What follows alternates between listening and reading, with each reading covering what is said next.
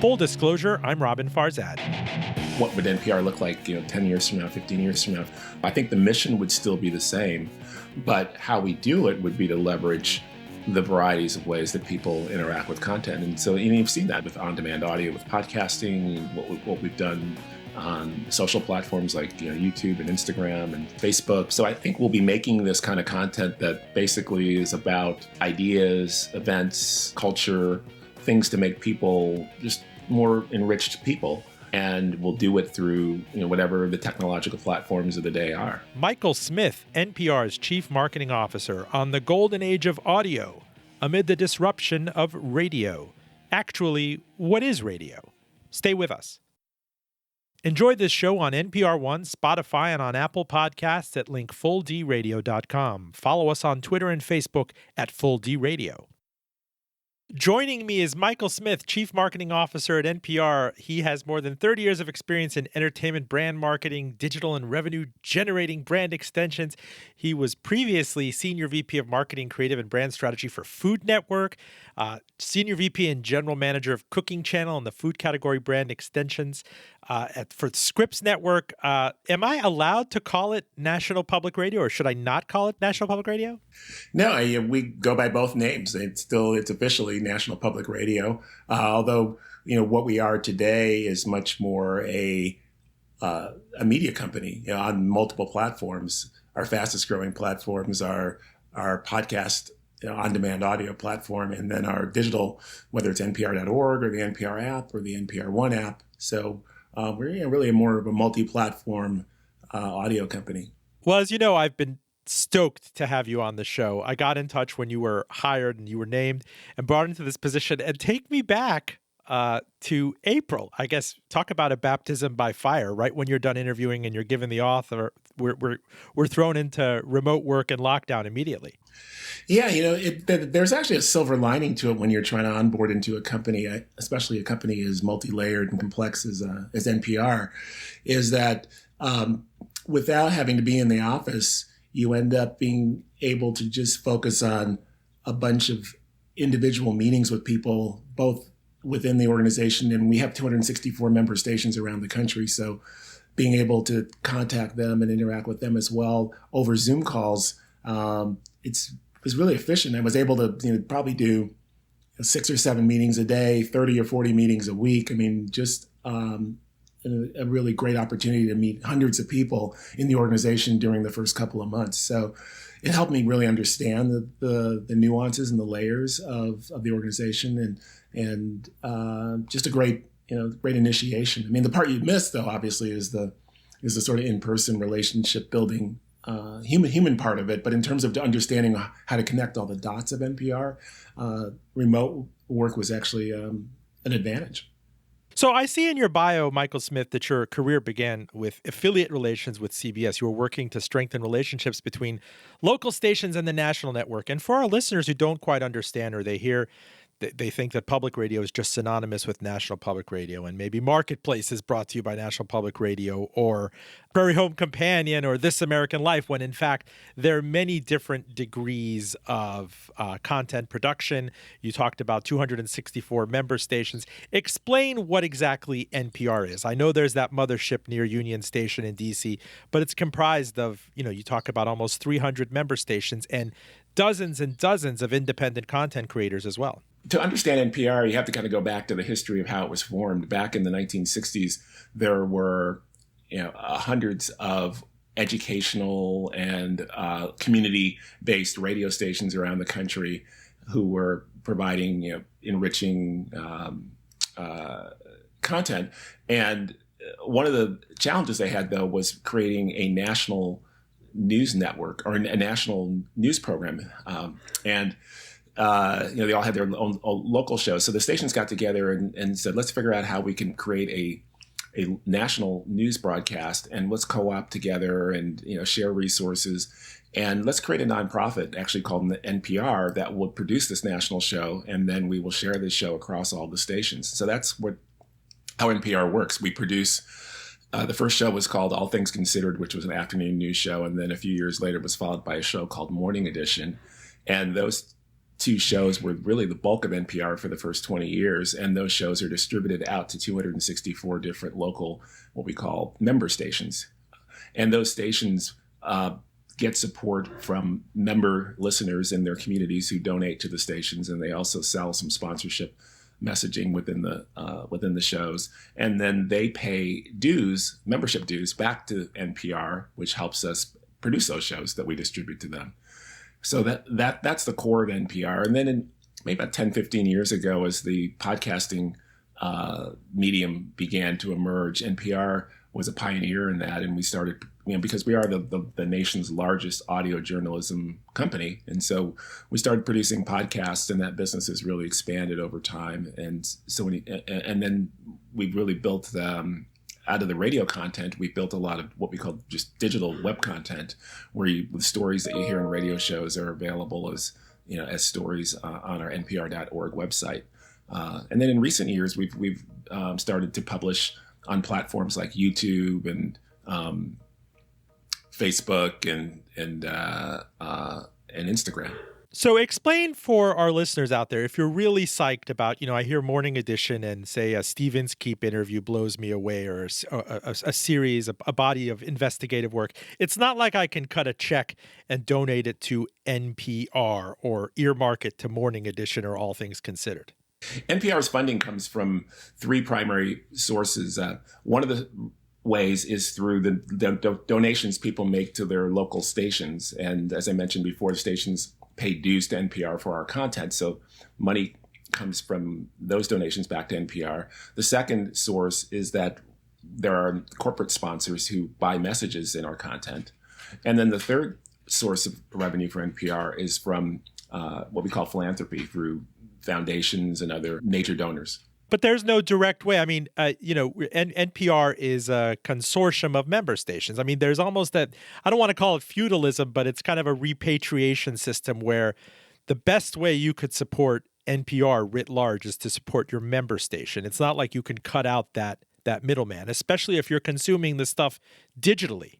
Yeah, we look at it as a network, a unique local national hybrid network, and that's really the power of NPR. I think it's what sets it apart from a lot of other media organizations, is that we're not national, we're not local, we're both. And when you experience us on radio, you're listening to the national shows, but you're also listening to locally produced content with relevant stories from your community.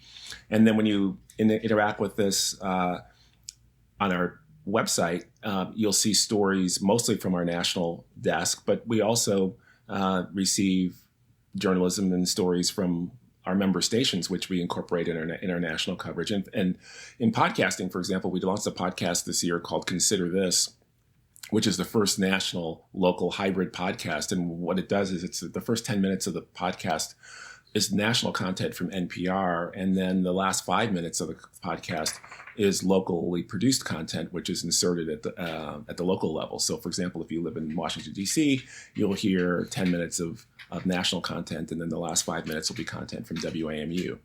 So we're really committed to this unique national local hybrid approach. Now, as we know, with 2020, it accelerated so many trends. They say some people thought maybe by 5, 6, 7 years. I mean, we've taken quantum leaps in video conferencing and e-commerce. And I was thinking about this when it was Neiman Lab ran this article late in the summer. Radio listening has plummeted. NPR is reaching a bigger audience than ever. What gives?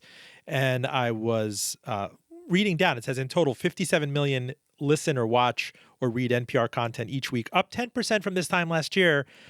Unique weekly visitors to npr.org increased 94%. Smart speaker streams and on-demand audio increased 29%. Live stream listeners up 39%. NPR app usage up 22%. And then these changes have implications for NPR's bottom line, which, as you explain, draws on a mix of underwriting, member station fees, government funds, and donations. So what's stunning is, for the first time, you're seeing, revenue eclipse the traditional kind of member station repatriation model. You're getting it from other sources, from podcasting, from corporate underwriting. This was certainly a year of inflection. Yeah, I think a couple of things are going on. As in recent years, we've seen the sponsorship revenue that we receive from podcasts grow dramatically as the space has grown, and that revenue is starting to eclipse the revenue that we traditionally received from member station dues. So that's a big shift for us. In terms of the usage or the engagement with NPR, definitely we've seen a big jump in the amount of engagement on npr.org, our website, and then in people downloading and listening to our podcasts. And that growth has been outpacing the growth in radio listening. And in this year has been a really unique year because most radio listening happens in cars and during commutes, during the morning drive time and afternoon drive time. And then the pandemic, with so much work from home going on, has really reduced commuting. And if you look at the number of vehicle road miles traveled, and you kind of graph that over the year, it really reflects our radio audience, which saw a huge decline in late March and into April and May as the country was locked down.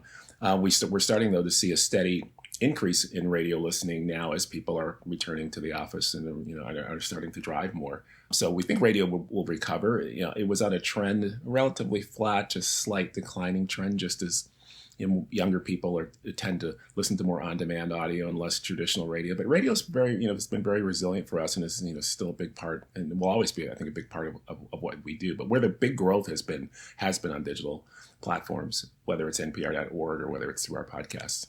Now, Michael, with a nod to your experience in affiliate relations with CBS, how are you holding the member station's hands and management in general to say, guys, this is going to be wrenching, it's going to be difficult, the transition to digital and on demand, both demographically, generationally, but it's something you have to do. You can't just rely, even on an actuarial basis, on, let's say, the 60-something plus people who would reliably send a check every year. That's a diminishing pool.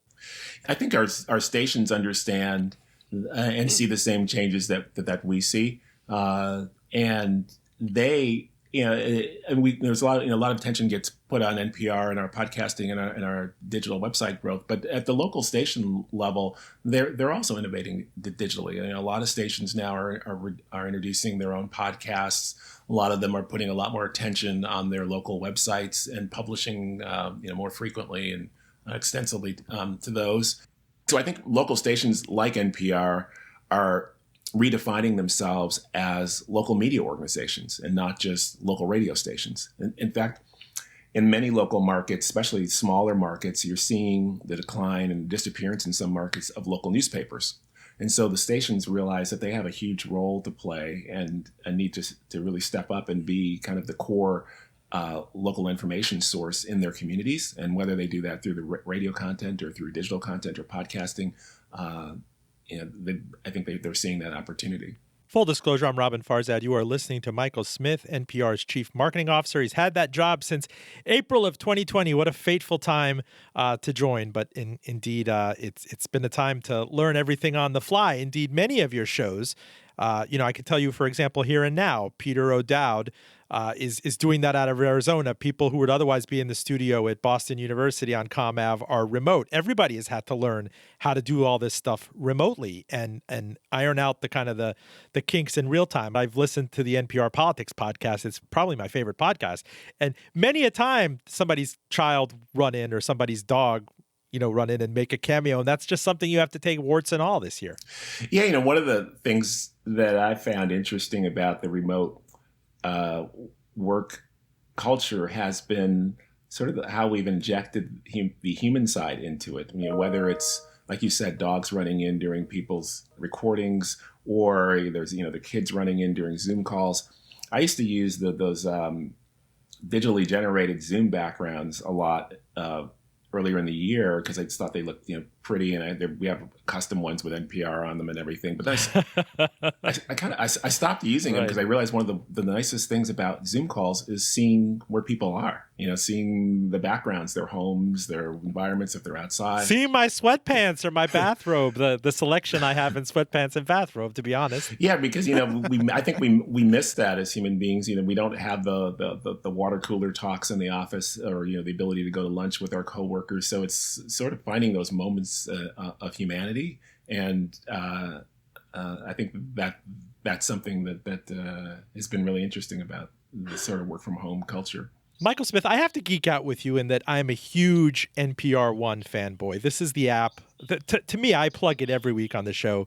It picks up my RSS feed. I love it. I can't live without it. You know, especially with the Bluetooth in the car, you feel like a rich person every time. It just gives you the news update with Lakshmi Singh at the top of the hour. It kicks me over to Here and Now. It gives me a little bit of Inskeep. It gives me a bit of Mary Louise Kelly. Throws in some WNYC, you know, old school when I was in New York for a decade.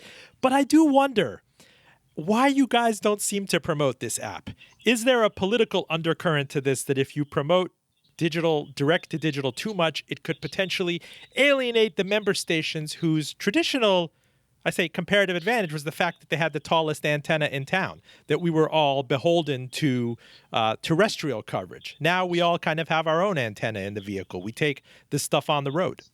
No, you know, I think NPR One is something that stations, I think, really embrace and realize the benefit that it provides to them. Because if you think about it, the NPR One, the first thing that you hear when you open the app is your local station. You know, there's a message from your local station, and your local station audio feed is built into the app, and content from local station is prominently featured. So the idea behind the app is to create this national local hybrid experience, mixing local content with national content and trying to do it in a very personalized way. So to your question about promotion, no, we do promote it. I think the question is about consumer behavior, and you know, our goal is to touch as many people and influence as many people with our positive content, and so we have to be sensitive to where people are going to consume content and how they want to consume content. So there are some very passionate super fans who love the NPR One experience, and we'll always be supporting them through NPR One and innovating with the app to do that. But the vast majority of people like to consume their audio, you know, on platforms or, you know, through their podcast apps or on social media platforms. And so we have to, you know, our goal is to just to be where people want us to be. So, you know, the interesting thing about it is recently, as this is an omnivorous app and it brings in stuff from American public media, it brings in things from Gimlet, which was started by a bunch of, I think they were called NPR apostates who went off and Spotify bought them. You have Wondery apps and everything. Most recently, while listening to this, I'm struck by how many times you get the interstitial message that says, this show's not made by NPR. In fact, more than I can remember having this app. And it brings to mind the question that, does this dilute kind of what used to be the NPR aesthetic, that it used to be something that was really the province of Morning Edition, All Things Considered, Fresh Air, some of those signature shows that now that you've had the boom, the surge, the enormous explosion in podcasting over 10 years, it's so hard to keep that in-house. People go off, they join startups. It's not just, you know, NPR Central and the affiliate stations that are creating this sound. There are many private players out there doing it. Yeah, I mean, I think that the sort of information nonfiction audio space is it's been one of the amazing growth stories of the last 5 or 10 years. I think you have to step back and think about what NPR's mission and reason for being is, and which is to basically create a more informed public based on the idea that if people are more informed about their world, they'll be better citizens and we'll have a better democracy. So, that's why we're here and what we're trying to do.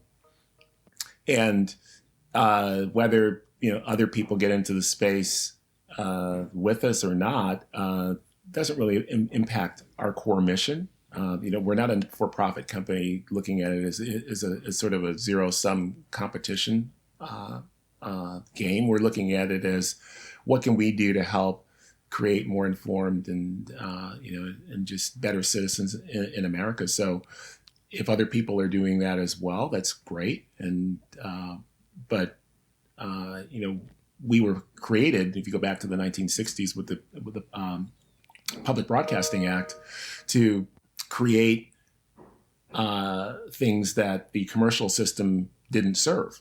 serve diverse audiences, messages, stories and things Right. that if you look at just the incentives of profit-driven media, are often ignored, and so those are the gaps that we've always filled. So, as the commercial landscape changes, it may change where we feel like we need to play. Although I think the core of what makes us, I think, valuable is the fact that we offer, really smart, fact-based, deep dive journalism.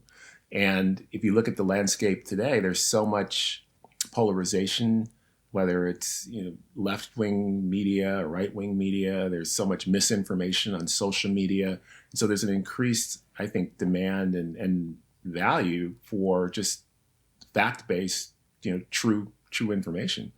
And we'll continue. That's what our mission is all about. I know that you were exceedingly proud when around Thanksgiving, just after Thanksgiving, Apple Podcasts picked Code Switch of NPR as the best audio show of 2020. I mean, Shireen and Gene, I remember when this was an uphill battle with traditional management and they signed off on everything. And now it's kind of mandatory appointment listening on NPR, on Apple Podcasts, on Spotify, whatever it is.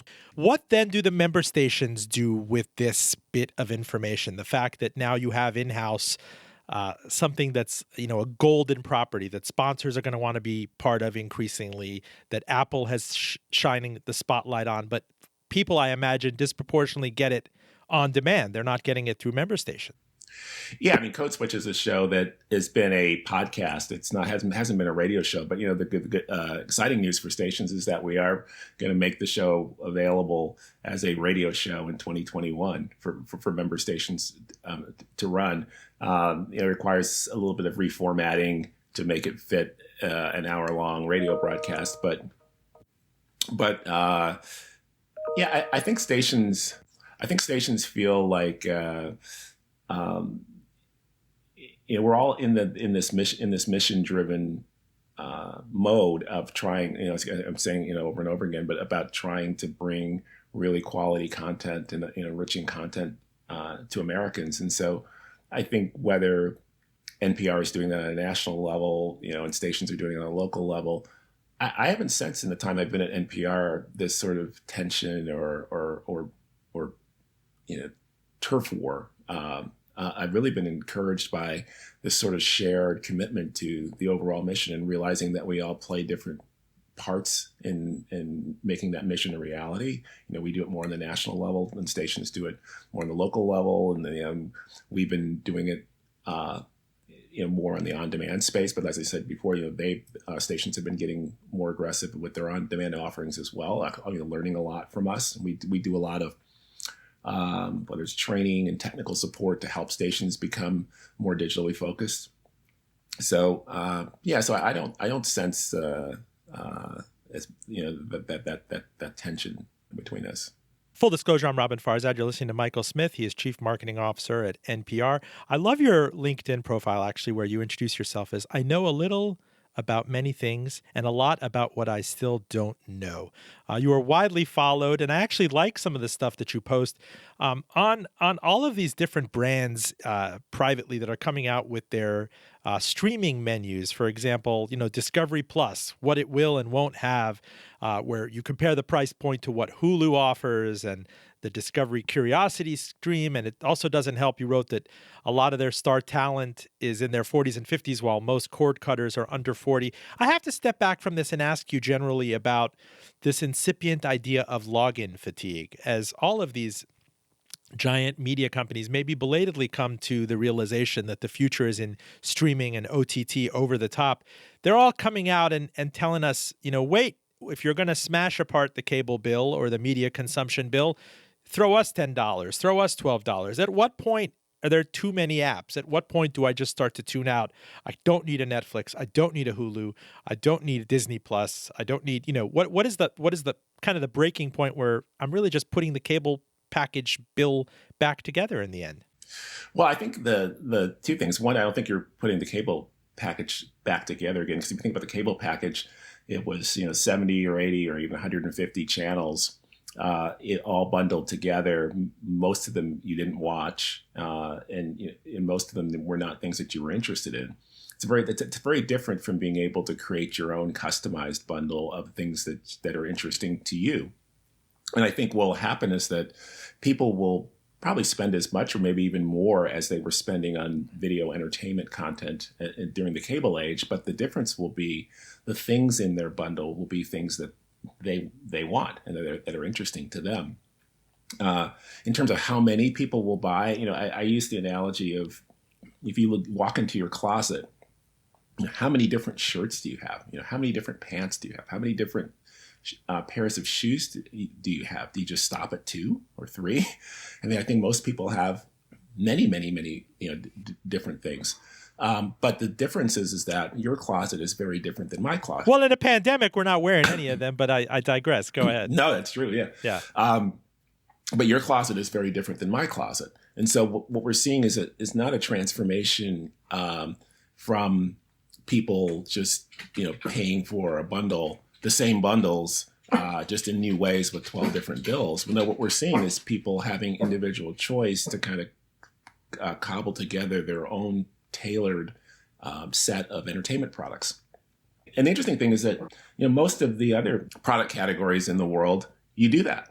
Like I said, I mentioned clothes, whether it's food, the restaurants you go to, the travel you do, it's all very personally curated. And nobody ever says, wow, how many different restaurants will people go to? How many different brands of cereal? But I don't know if it's a one-to-one analogy. I mean, there's some marketing and business school people who would call this like a multi-homing problem. How many credit cards do you need in your wallet, right? Maybe 1 or 2. I mean, every department store, every brand wants you to sign up for their specific credit card because there are, they get to capture the rents and they get to control the experience. But maybe it's a different thing on your phone or on your tablet, but how many different apps, how many different ways? It's one thing for me to go on Amazon and be able to buy anything or the Apple Store on demand a la carte. It's another thing to ask me if I want to get a specific podcast, I have to have the Wondery app, or I have to have this app, or I have to have Spotify in addition to Apple Podcasts, or some might just be behind Stitcher, or I need a special subscription to the New York Times to get another version of the Daily.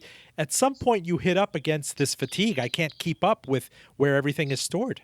Yeah, I think what you're getting at is the rationalization of the products. With the credit cards, obviously, credit cards all provide relatively the same functionality, the ability to purchase things, universally at stores and merchants around the world.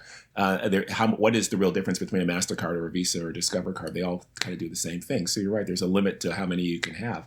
Now, if video services were all the same, and the idea is that, in fact, you look at music services, Spotify, Apple Music, they all have the same music. So there's a limit, to what's the utility to consumers of having multiple ones. I think what will happen, though, as happens in other product categories, is that products have a specific utility, that a specific need and market focus and value prop that's differentiated. And when you have that, then people will have a reason to have multiple ones. And we're just in the 1.0 days of streaming, so we kind of have these sort of big box services that all kind of have the same kinds of things, and they don't really, they aren't that differentiated yet. It's like you said, it's like Netflix and Hulu and Amazon. They all have action movies, and they all have some dramas, and they all have some romances, but yet they don't have all of them. And why do I need, but I think it's going to get a little bit more focused. If you think about social media, we started out with kind of one mega mall social media destination, Facebook. Then we had one that was more focused on video, YouTube. But now we're starting to see much more focus on a specific value proposition. So whether it's TikTok, with music, with short music videos, or it's Pinterest, with pinning things, or it's Twitter with conversations, or it's Snapchat. Now there's 15, 20 different social media platforms, LinkedIn, but they found a particular value prop that's differentiated from the other ones. And so, most of us have, accounts on Snapchat and LinkedIn and Pinterest and TikTok and multiple ones. And we don't say, well, how many can we have? So I think in video, we just haven't gotten yet to really differentiated products, but we will. I think the next wave will be streaming services that are really focused on people that are interested, say, in lifestyle content, or really interested in, for people who are interested in horror content, or really interested in sports, or really interested in news. And then you'll be able to curate a collection of, kind of goes back to the magazine. I use this another analogy I like to say. So, in the early days of magazines, magazines were kind of all mass, like Life magazine. It was a general mass book with multiple kinds of content in it. But then that industry started to become more focused, and you had Time magazine and Sports Illustrated, and Field and Stream and Car and Driver, and people had multiple subscriptions to specific magazines that really super served their interests. And I think that's going to happen in the video business as well, and I think in the podcasting business as well. I think we are focused primarily on information, news. Podcasts, nonfiction podcasts, but there are all these other categories. True crime, now scripted is starting to grow, and I think brands are going to start to, and studios are going to start to differentiate and focus on certain genres. Michael, why can't I get in its entirety Morning Edition or All Things Considered, kind of your cornerstone magazine shows on the weekday as podcasts, just straight up? Like, if I don't have the chance to listen to them live through my member station on my nightstand radio in the morning, why can't I just listen to it in its entirety at noon in the car or at work? There are a couple of reasons. One has been a careful management of not wanting to overtly cannibalize the radio listening habit. And then the second one has been responding to how people really want to consume content on demand. Now, as the time has gone on, we've said, well, let's just test it and see, is this cannibalization problem as big as a problem as we think it could be? And then two, is there really as much an interest in consuming a 3-hour or 4-hour show on demand? And we tested full episodes of these shows through our smart speaker app, and we saw, surprisingly to us, very low interest in listening to the shows on demand in their entirety. And it's told me that the way people want to consume this content on demand is really in short bites and in more modular ways where they can kind of really create their own experiences. So we have a suite of what we call daily habit podcasts that sort of recreate the experience that you would get in, Morning Edition or All Things Considered. And for example, we have one, Up First and Consider This are two examples of that. Consider This features a lot of the reporters from All Things Considered in a very tightly produced 10-minute podcast, and I mentioned before, with a 5-minute local segment at the end, which really takes a deep dive into a couple of the day's news stories. Morning Edition is more of a broad news update, but again in a nice tight 10-minute format. And then we have other daily podcasts that sort of replicate some of the segments that you hear on Morning Edition and All Things Considered. So, for example, the politics podcast is daily. We have Pop Culture Happy Hour, which gets into pop culture on a daily basis. Science podcast, Shortwave, which publishes daily. So, our Planet Money, the Indicator, which is sort of the financial section of All Things Considered, or Morning Edition, and that's a daily podcast. So, if you look at it as I wanted, every day I want a daily update and dive into these kinds of topics, is the best way to do that to play a 3-hour news program on demand, or is it to consume this suite of podcasts that we have? And to what extent were you guys nudged by the innovation at the New York Times with their breakthrough hit podcast, The Daily? That this was something that, surprising, not only went to the top of the iTunes charts, but you started to see member stations go out and pick this show up as well. Did that, for example, nudge innovation in doing these offshoot shows of Morning Edition and All Things Considered that are straight to podcast? The NPR News Update podcast, which is when you listen to NPR stations, you'll hear the little 5-minute, the little short news updates at the top of the hour.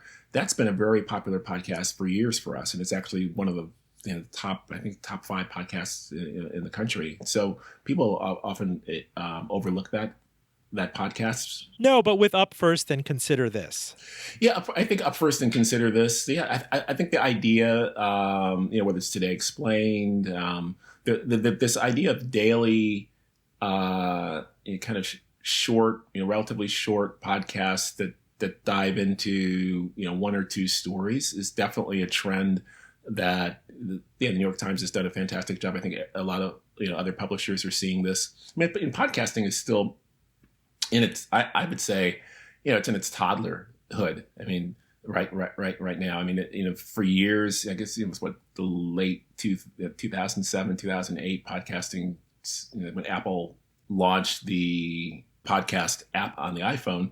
It started, but it was kind of quiet and very niche. More of a young men, a lot of tech podcasts, and then the public media became a big player.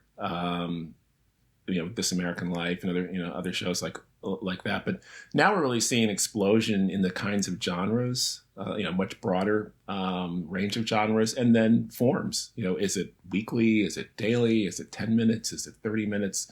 We're starting to learn a lot more about how people want to interact, especially as new audiences come into it. And we're having a lot more women coming into it, diverse audience, African Americans, Hispanics listening to podcasts. So, in fact, one of the things I find really fascinating is that we did some research recently that said among Hispanics, the number one platform for consuming podcasts is YouTube. So that's making people think about, even the line between video and audio. A lot of podcasts, like the Joe Rogan show, is extremely popular on YouTube, where they do a video feed of a recording of the podcast. So still a lot of innovation and evolution to come. Full disclosure, I'm Robin Farzad. We're talking to Michael Smith. Since April of 2020, just as the lockdown took hold, he has been Chief Marketing Officer of NPR. In past lives, he was at the Food Network and Scripps Network and a long time ago in affiliate relations at CBS. I would like to ask you if you can look into your crystal ball and tell us what NPR writ large is going to look like in 5 or 10 years. Yes, the member stations have resisted extinction for the longest time. The reports of their demise have indeed been greatly exaggerated, but digital is digital, and we are all carrying smartphones, and we're all, this is the golden age of audio, and we're voracious digital consumers. Tell us the things we don't know or we should know. For example, I've seen lots of great stuff. You have stories on Instagram that are wonderful. The way you guys slice and dice your Tiny Desk concerts, which are really a valuable franchise among a young demographic, where the likes of Taylor Swift or people with millions of followers on social would love to show up for Pride of Place at NPR. Kind of walk me into the future somehow. Yeah, I would say, let's go back to the beginning. When NPR was created, the mission was what kind of content needs to be created to fill the spaces that the commercially driven media landscape, doesn't serve. And at that time, the two mediums, primarily available, was broadcast television, which PBS, leads, and then radio, which NPR led. Now, if you were to recreate NPR today, the mission would still be the same, but how you would do it would be totally different. Because you're talking about audio and video and, like you said, digital and social and all these other ways that people consume content. So if you say, what would NPR look like, 10 years from now, 15 years from now, I think the mission would still be the same, but how we do it would be to leverage the varieties of ways that people interact with content. And so you've seen that with on-demand audio, with podcasting, what we've done on social platforms like YouTube and Instagram and Facebook. So I think we'll be making this kind of content that basically is about ideas, events, culture, things to make people just more enriched people, and we'll do it through whatever the technological platforms of the day are. How do you further engage and recruit people of color, both in staff and in listenership? I'm thinking of the example of, a pretty atrocious, showdown at WNYC over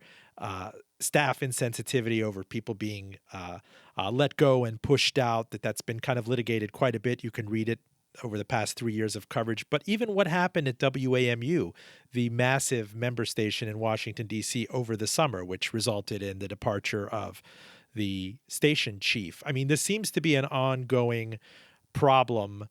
And it's very difficult every year when NPR comes out with its staff diversity audit. It seems like consistently, it's saying we don't have enough people of color on staff. We don't have enough diverse voices helping us put out a product that's reflective of NPR's mission.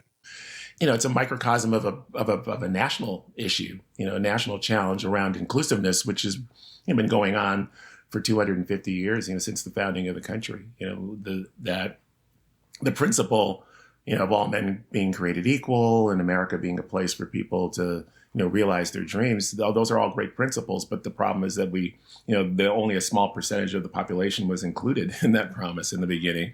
And over time, we've slowly included more and more groups, but we still have a long way to go. And I think what we see, from time to time throughout history are these flashpoints where we, are reminded of these gaps, and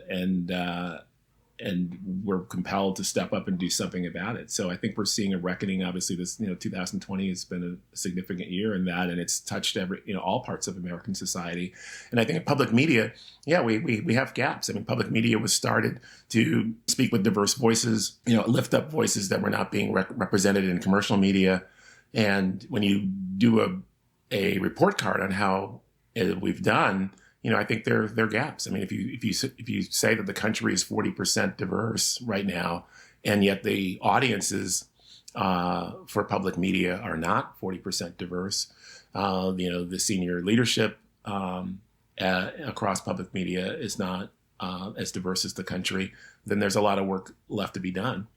How do you do that work? I think there are three things. I think you have to bring people into the organizations, more diverse teams and staff at all levels. And when they come into the organization, provide mentoring and support that allow people to thrive in their careers and rise to more senior levels. Because we do see more diversity at the lower levels, but still bigger gaps at the senior levels. Two is then once people are in the organizations, what kind of content are we making? Who are making the decisions on what we feature and show, and how do you measure that, and how do you hold people accountable for that? So that's the second piece is change what you make, and then the third piece, which is what I focus a lot on, is the marketing and branding piece, which is I think that public media actually has done a better than probably recognized job. I mean, you think about the people who are in the organizations and the kinds of work that we do, but we just haven't marketed it. We haven't talked to Americans broadly. We've been talking to ourselves for years. We've been mostly promoting. We've had as a nonprofit, we have a very small marketing budget, so most of our marketing is word of mouth marketing or promotion, cross promotion on our own shows or on our own radio stations about the things that we're doing. So there's a huge audience of people that I believe would love what we do, but just are unaware of it. In fact, we found that when people are exposed to our content, especially diverse people, they're surprised at the kinds of things that we make and the kinds of stories we tell. I mean, Code Switch is a perfect example of that. I mean, that's a show, like you said, that's been sort of under the radar since it started as a blog 7 years ago and as a podcast 4 years ago. And its audience actually was, even though it's a podcast about race and culture, its audience is predominantly white, and that's just because people were unaware, people of color were unaware of the show. But fast forward to 2020, and the national focus on these issues, there was so much what I called earned media around the show, being featured in articles, and Jennifer Lopez tweeted it out as a show that people should listen to. And we actually were able to find some marketing money for the first time to do some national marketing behind the show. And you put all those things together, and the audience, tripled this year for that show. And then it all culminated with Apple naming it as Podcast of the Year. So, so that that's my hopeful for the future. I think we've done so much work in terms of the diversifying our staff, diversifying the voices and the stories that we tell, and much credit to people within the industry, employees who have been speaking out and stepping up. So I think there's a big, real transformation going on. Now it's just a matter of making the broader public aware of the great work that we do. I can tell you when I'm on the NPR One app, and by the way, all the peeps at Here and Now know it. I mean, one of my appointment listening things is binging pizza in the car while I hit Here and Now. It's kind of my pandemic indulgence, like, socially distanced pizza eating during terrestrial Here and Now listening. I joke with Tanya Mosley and everybody else about it, but that's the moment when I'm really exposed to radio. But when I'm on the NPR One app, I've been hearing a lot of promotion lately for Louder Than a Riot, which is billed on your site, on the NPR podcast directory. Rhyme and punishment go hand in hand in America. Louder Than a Riot reveals the interconnected rise of hip-hop and mass incarceration, from Bobby Shmurda to Nipsey Hussle.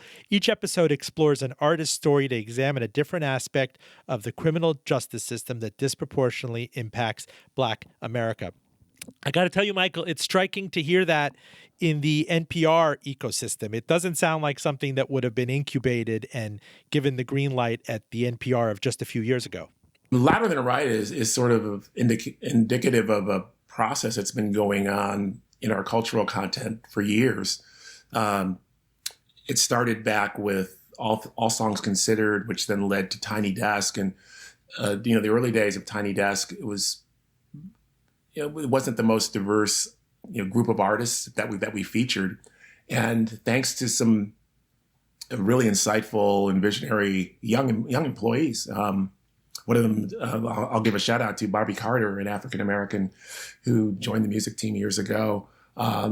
It's been a push to broaden the lens of the kinds of music that we covered on Tiny Desk, and we started adding hip hop and different Latin music forms and just really broadening it out. And the success, I think, set us up to say, okay, what's next? In our music journalism beyond concerts, can we get into some of the things that we do in our news division, which is take a deeper dive into cultural issues and political issues? And so that's where Louder Than a Riot came from. Was okay, well, hip hop is a very popular staple of what we do on Tiny Desk, and let's look at some of the cultural and political ramifications of hip hop. And so it's hip hop's relationship with the criminal justice system was a natural story point. And so, Rodney and Sydney, who created that podcast,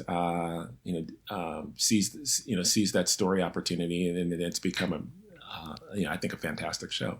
In closing, tell us how you can fight back against these charges that, it's unfounded, really, that NPR and PBS are wards of the state, that you see certain people running on defunding NPR when they hear something that they don't like, that it's an outlet for, the liberal agenda. What's in your kind of your toolkit, the arrows in your quiver to kind of fight back and say, no, indeed, we are privately funded through listener donations and other methods that are in fact diversifying quite rapidly? Yeah. I think there are a couple of things. I mean, the first thing is that there is a misperception that we are federally funded. Less than 2% of our revenue comes from direct federal funding. I mean, the way it works is that the Corporation for Public Broadcasting, receives money from the U.S. government, which is distributed to local radio stations. Now, some of that money local radio stations do pay back to NPR in member dues, but again, that's not there's not direct funding going to NPR from the federal government. The second thing about is NPR left or right or down the middle or I think that the greatest credit to me, when we know we're doing the right thing, is when we're getting criticism from both sides. And so, we've received a fair amount of criticism from the right on things that we've done this year, specifically around some of the racial justice coverage. But we've also received a lot of criticism from the left, about some of the coverage that we've done about, supporters of the Trump administration and providing platforms for people to share their thoughts and ideas as well. So, we don't follow one side or promote from one side or the other.